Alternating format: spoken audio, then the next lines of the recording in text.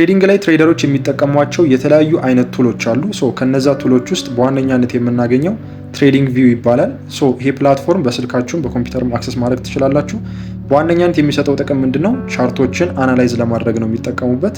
when we say ቻርት አናላይዝ ለማድረግ ማለት የተለያዩ አይነት የፋይናንሻል ፔሮች አሉ። ለምሳሌ ያክል ፎሬክስ ፔሮችን ብንመለከት ልክ እንደ ዩሮ ዩኤስዲ፣ ዩኤስዲ ጄፒዋይ፣ ዩኤስዲ ኢትዮጵያን ብር እንደነዚህ አይነት ፋይናንሻል ፔሮችን ወይም የፎሬክስ ፔሮችን ምን አይነት የፕራይስ ሙቭመንት አላቸው የሚለውን ነገር ቻርታቸውን ለማየት አናላይዝ ለማድረግ እንዴት እየሄዱ ነው፣ የፓስት ሂስቶሪካል ዳታቸው ምን ይመስላል የሚለውን ነገር እንዲሁም ደግሞ ወደፊት የሚኖረውን የፕራይስ ሙቭመንት ፕሬዲክት በማድረግ ፕሮፊት ሜክ የሚያደርጉበትን አናሊሲስ የሚሰሩበት ነው ማለት ነው።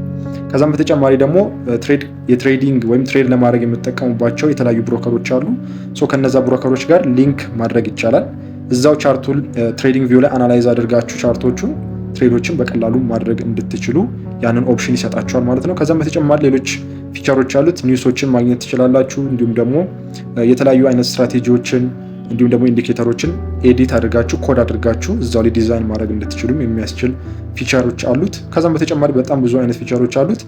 በዋነኛነት ትሬደሮች የሚጠቀሙት ቱል ይሄ ነው ማለት ነው። ከዛም በተጨማሪ ደግሞ ሌሎች የምናገኛቸው ቱሎች አሉ። ለምሳሌ ያክል በዋነኛነት ትሬዲንግ ላይ ኒውስ በጣም ወሳኝ ነገር ነው፣ ወይም ደግሞ መረጃ።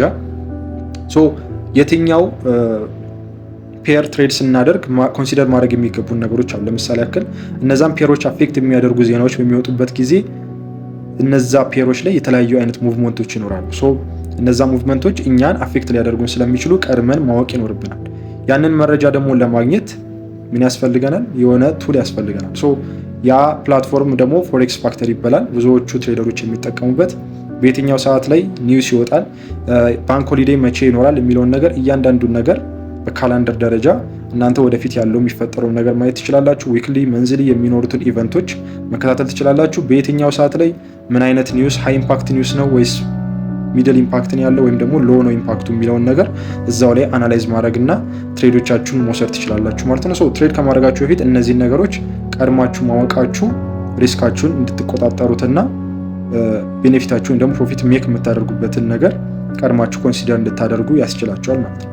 ስለዚህ ይሄ በጣም አሪፍ የሆነ ቱል ነው ፎሬክስ ፋክተር የሚባለው። ከዛም በተጨማሪ ደግሞ ሌሎች የሚጠቀሙት ቱሎች አሉ። ለምሳሌ ያክል ምን አይነት ስሎት ሳይዝ መጠቀም አለብኝ ትሬድ ለማደርገው ፔር ብላችሁ ልታስቡ ትችላላችሁ።